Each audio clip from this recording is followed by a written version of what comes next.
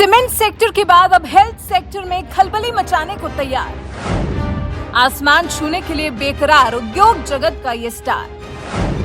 कई सेक्टर्स में आजमाया हाथ, 2014 के बाद पकड़ी रफ्तार।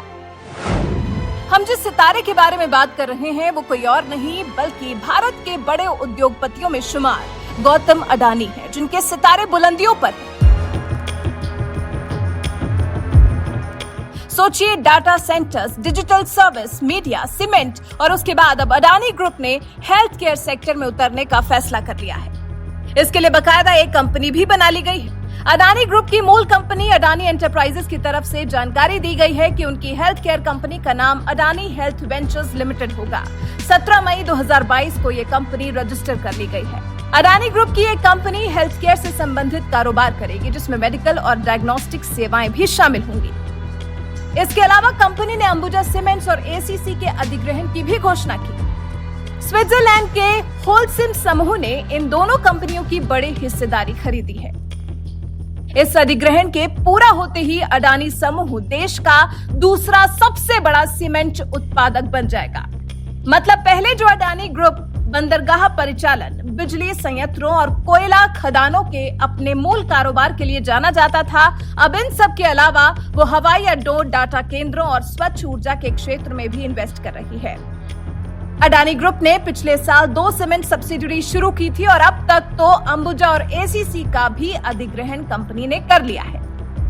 अभी हाल ही में गौतम अडानी वॉरेन बफे को पछाड़कर $125 बिलियन की संपत्ति के साथ ही विश्व के 5वें सबसे अमीर व्यक्ति बने थे और विश्व के सबसे अमीर व्यक्ति बनने की रेस में शामिल हुए थे। तो क्या गौतम अडानी का जन्म मुंह में चांदी नहीं बल्कि सोने की चम्मच लेकर हुआ था?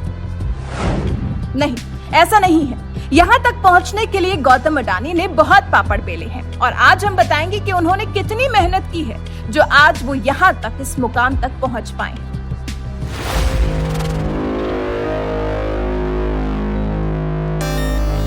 साल 1962 में गौतम ने अहमदाबाद के एक मिडिल क्लास जैन फैमिली में जन्म लिया। उनके पिता शांतिलाल एक छोटे टेक्सटाइल व्यापारी थे और माता शांति अडानी। अडानी का परिवार बेहद संपन्न नहीं था, इसलिए वो उस दौरान अहमदाबाद के पोल इलाके के शेठ चौल में रहते थे। 7 भाई बहनों के बीच पलकर बड़े हुए गौतम ने गुजरात यूनिवर्सिटी में कॉमर्स में एडमिशन लिया था, लेकिन उसे बीच में ही छोड़ दिया था।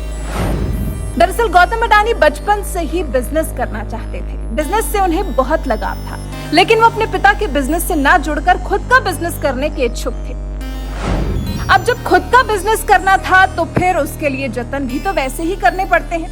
तो साल 1978 में वो मुंबई पहुंच गए। महज 18 साल की उम्र में 100 रुपए लेकर मुंबई आ गए और उन्होंने डायमंड सॉर्टर के रूप में 3 साल तक काम किया।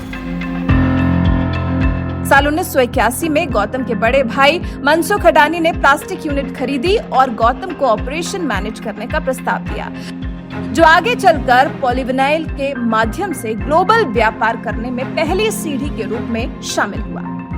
साल 1985 से गौतम ने स्मॉल स्केल इंडस्ट्री के लिए पॉलीमर का आयात शुरू किया। उन्होंने साल 1988 में अडानी एक्सपोर्ट्स की स्थापना की, वर्तमान में जिसे अडानी एंटरप्राइजेस के नाम से जाना जाता है, और ये कंपनी एग्रीकल्चर और पावर कमोडिटी में व्यापार करती है। 90 का दशक वो समय था जब गौतम अडानी ने अपने बिजनेस का अच्छे से विस्तार किया और उन्होंने टेक्सटाइल और एग्रो प्रोडक्ट्स में भी ट्रेड करना शुरू कर दिया।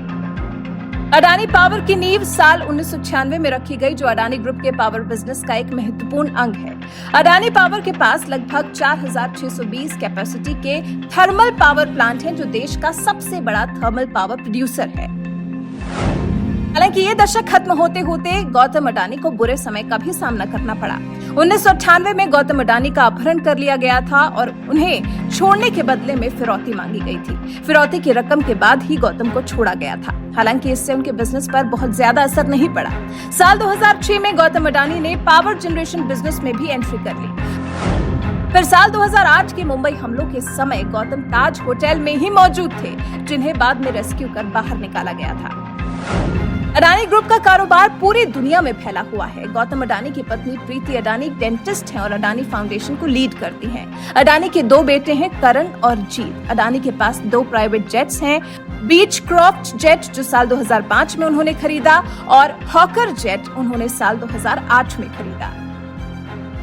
मतलब जिंदगी में कई अप्स एंड डाउन्स देखने के साथ साथ गौतम अडानी अपनी कंपनी को लेकर लगातार आगे बढ़ते रहे। गौतम अडानी फाउंडेशन के प्रेसिडेंट हैं, जो गुजरात के साथ साथ देश के अन्य हिस्सों में भी कार्य करता है। गौतम अडानी समूह ऐसा है जिसने महामारी के दौर में आगे बढ़कर लोगों की खूब मदद की। एक रिपोर्ट के मुताबिक साल 2020 में कोविड-19 की जंग में मदद के रूप में पीएम केयर फंड में 100 करोड़ रुपए की मदद की थी। साथ ही उन्होंने गुजरात सीएम रिलीफ फंड में 5 करोड़ और महाराष्ट्र सीएम रिलीफ फंड में 1 करोड़ रुपए की राशि दान की थी। और अब तो विश्व के सबसे धनी व्यक्तियों में गौतम अडानी का नाम शुमार है। शायद तभी गौतम अडानी जैसे लोगों के लिए ही कहा जाता है कि मंजिल उन्हीं को मिलती है जिनके सपनों में उड़ान होती है। पंख से कुछ नहीं होता साहब, हौसलों से उड़ान होती है। वैसे आपको गौतम अडानी के जीवन से जुड़ी इन रोचक बातों को जानकर कैसा लगा, कमेंट कर हमें जरूर बताइएगा।